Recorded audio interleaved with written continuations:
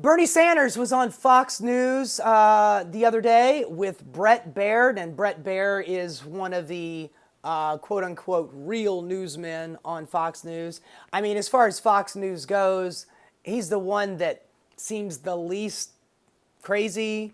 You know, he's not like Laura Ingraham or Tucker Carlson or any of those nighttime people. Tucker Carlson, I know he's not on Fox News anymore, but, you know, Sean Hannity or Jesse Waters or whatever, you know, those are just talking head pundits that toe the line. Brett Baird will actually have somebody like Bernie Sanders on his program. And Brett Baird, but Brett Baird is a Republican, and he spoke to Bernie and he tried to catch him in one.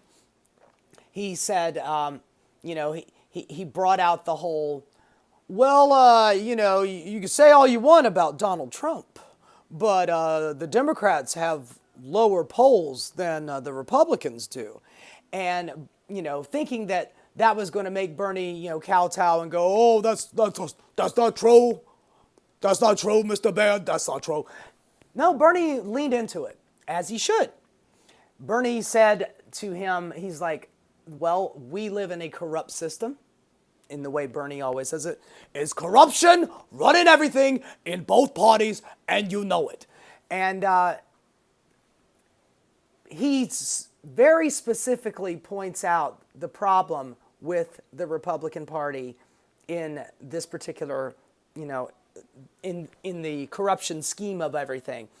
He said that here in our election system, billionaire money funds the elections. Absolutely true. On both sides, absolutely true. And if you are a Republican and you have, you know, some misgivings with the Trump administration or any of Trump's policies, Trump, all he's got to do is just call up Elon, and Elon will go and fund to the hilt somebody else that is more of a Trump sycophant than you are, and you will be gone. You'll lose in the next election because Elon Musk has bottomless pockets. He will fund you to high heavens, and there's nothing you can do about it. And then Bernie does what he always does, which actually shows integrity and principle. He says, and on the Democratic side, we have exactly the same thing, except if you say anything bad about Israel, AIPAC comes in and funds a challenger to you, and you lose. If you don't buy that, ask Cori Bush in 2024. They spent something like $8 million on her primary challenger. I'm not even talking about, the general election. They spent $8 million in the primary. So AIPAC has endless amounts of money. Elon Musk has endless amounts of money to fund an opposition to your, run for re-election. There is a distinct chance that you will lose because of big money interest. And, Bernie brought that up to Baird, and Baird is like, oh, well, well, the other day, Elise Slotnick, who is Chuck Schumer's favorite new senator, she says you should stop using the word oligarchy. Yet again, this is not the first time that Bernie Sanders has been asked about this. Why do you use oligarchy? And he's like, people are not dumb. Americans are not dumb. They can learn the definition of a word. People are not as dumb as you think they are, Miss Slotnick. So shut up. I wish Bernie would say that, but he doesn't say it. He says it in a much nicer way. And then Brett tries to, it seems like these try to gotcha moments all the time. But the thing is about a gotcha is it's only a gotcha if you get caught up in it and you don't have an answer for it, and it's not a truthful answer. So Brett Baird asked Bernie, he's like, well, you've been accused of using, a couple $100,000 in your oligarchy tour, paying for private jets. And Bernie's like, hey man, I'm doing a rally in Arizona, and my next rally is in Montana later on that night. How am I supposed to get there? Can I take commercial? No, because some of these places are so rural, they do not have major airlines going through them. They're either going to be some kind of commuter jet or it's going to be a private plane.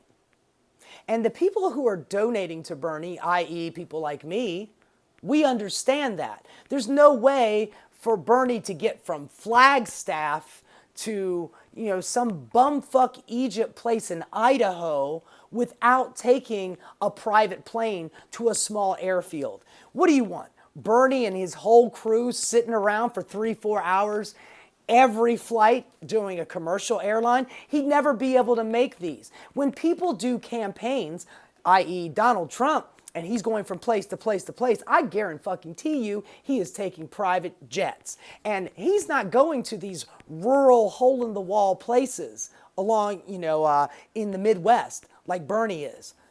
Donald Trump is going to the big spots. And, a Republican would say to me, well, he's not trying to fight the oligarchy. I'm like, aha, exactly. He's not trying to fight the oligarchy. The oligarchy was in the room with him on Inauguration Day. So it is absolutely true that Donald Trump is not fighting the oligarchy. Those are his boys. That's who he's working for. And that's the point that Bernie's always trying to make. The wealthy buy their politics. We don't get shit that we want. We want rent to go down. We want prices of groceries and consumer goods to go down. We want our pay to go up. We want better health care. We want to end all of the needless wars. We want to stop funding genocide. There's a lot of shit that would improve our life and our station in this world as American working class that we do not do because we don't have billions of dollars to fund political campaigns for corrupt right-wingers and corrupt Democrats. You could bitch to me all you want about Nancy Pelosi, doing her insider trading. No, I shouldn't put the quotes on there. It is insider trading. It absolutely is. When she's got information and she gives it to her husband and her husband makes stock purchases from the information he got from her, that is absolute insider trading. But we just discussed a few minutes ago the billions of dollar deals that Donald Trump has with foreign governments, the $400 million freebie jet, hotel jet that he's getting from Qatar. Don't talk to me about the Democratic corruption. That's my side of the aisle. I will fucking yell and scream about that, which I often do. Same thing with Chuck Schumer. He gets buckets of money from AIPAC. He gets buckets of money from pharmaceutical companies and healthcare companies. That's why we are stuck with this fucking shitty ass status quo. And it is the reason why a lot of people are disenchanted with the Democratic Party. They don't fight Donald Trump, and all they do is defend the status quo. The upper 20% of us are doing great, folks. Why aren't you doing great? The new strategy of the abundance is what they call it. The abundance strategy is just third way, centrist, dim policy yet again. Every time we try to get somebody to make a drastic change to back up the American working class, we shoot them down and then we put a fucking centrist in there like Hillary Clinton, like Joe fucking Biden, and we miss our opportunity to actually effectuate change. Nobody in power wants Bernie Sanders to be president. He's not running, so it's done. You're not going to get Bernie. But everybody's scared shitless of AOC because she very well could run for president. I don't know if she will or not. She might run against Chuck Schumer for Senate. I'd be happy with either one of them. I would love to see Chuck Schumer just step the fuck down. That guy's got to go. You're way past your time. A strongly worded letter. I sent Donald I sent Donald Trump a strongly worded letter, and hopefully he reads it and doesn't throw it in the trash like he throws away everything else, but it was very strongly worded, and he's going to feel that. The only thing that he's feeling is sliding his dick up in you and fucking you dry. That's what he's feeling, old Chuck. Bend over and take it. No lube required. You love it. God damn it, man. Bernie Sanders and AOC and progressive politics that don't take huge corporate sums of money to run for public office is the way. We should nationalize the entire voting process. We should get rid of gerrymandering. We should fund elections publicly. Oh, it would cost so much money. Would it cost more money the amount of fucking corruption that is happening right now? Not even close. Not even close. The amount of money that we would save, the amount of money that would actually go to the American people in social programs and better benefits for you.